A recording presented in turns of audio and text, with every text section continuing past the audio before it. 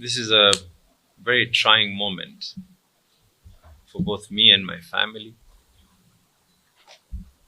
For those of you who know me, and I direct this to the people of Mombasa. I've been in the political field for in excess of a decade. And throughout my life, neither myself nor any of my family members have ever crossed the line of meting any form of violence on anyone. My stand has always been there, and this is known to yourselves, that even when I go out on public platforms, my policy is a policy of never mentioning anyone, never talking vulgar, never doing anything. It's a bit shocking that it is now being deemed for public perception that both myself and my 74-year-old mother would be part and parcel of a heinous act of this magnitude. Like I said, we have never. And for those of you who know me, for those of you who know my family, for those of you who know the kind of politics that I've always preached, we have never, nor will we ever stoop that low. Power is transient. And I want to now give my version. I've tried to hold this for so long.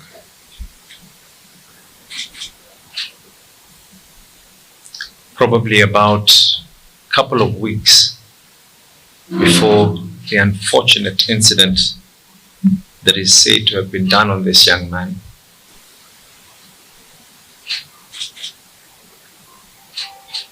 I live next to my mother. My mother's house was invaded, not once but twice. And every one of those incidences, we reported it. In the invasion of my mother's house, nothing else was taken except a laptop and a mobile phone. CCTV footage were provided to the authorities. My family car was approached by armed people. A report that was made. When this unfortunate incident happened, and when there was a video that had started circulating, it talked of words that I cannot even be able to state on my mother, on the mother of my children. The first thing that I did was speak to my family. And we, in unity, agreed we will do whatever we have always been doing. Leave this to the Almighty. It is unfortunate that a sad scenario like this is now being used for political.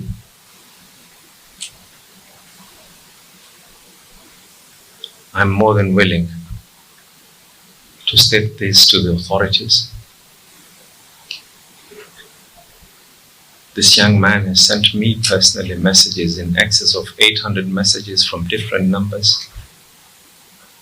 I have never responded to any one of those messages.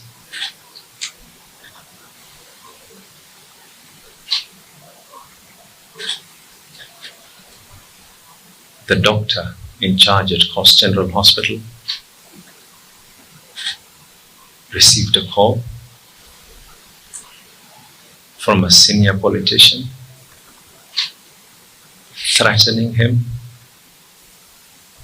And I only knew that this young man was not even in the hospital when the doctor actually called me to tell me that this young man is not even here, and we're receiving calls of being threatened, trying to be told and coerced into writing things.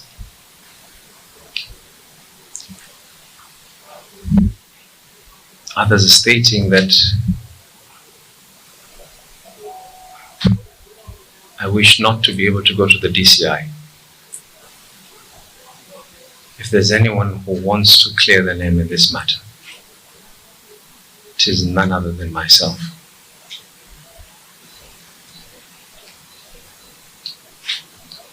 The summons were to today. We were requested not to go today anymore. My CEC was arrested for no other reason except the fact that he is someone who has been through me and with me in my political journey. CEC has been released, told to go back again. And this country has a history of people being coerced, people being coached to talk about things.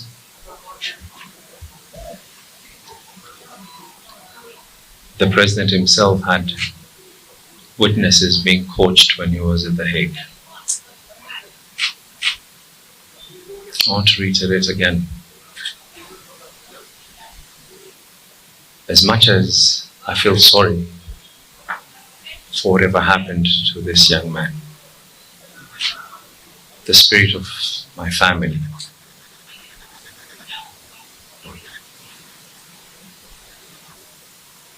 will not only forgive and forget, but we let the Almighty. I'm truly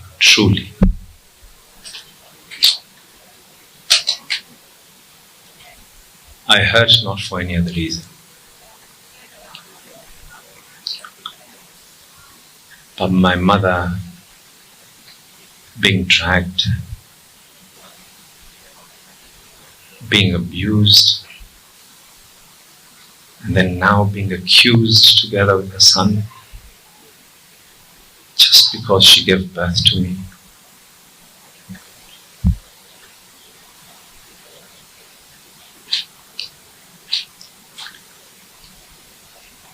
One day,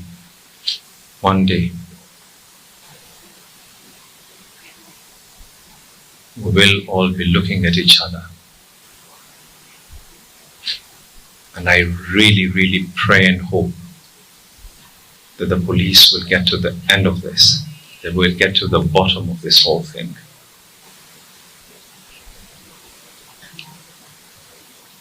And for those who probably don't know me, probably don't know what my values are, I have passed through worse. I have been abused. People have tried to physically harm me, my family, but we ever maintained our cool. It isn't who we are.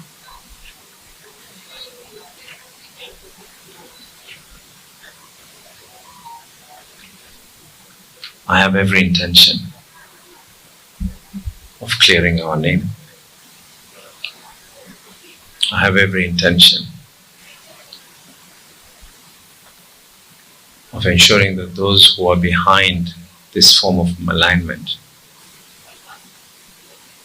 will equally be brought to book.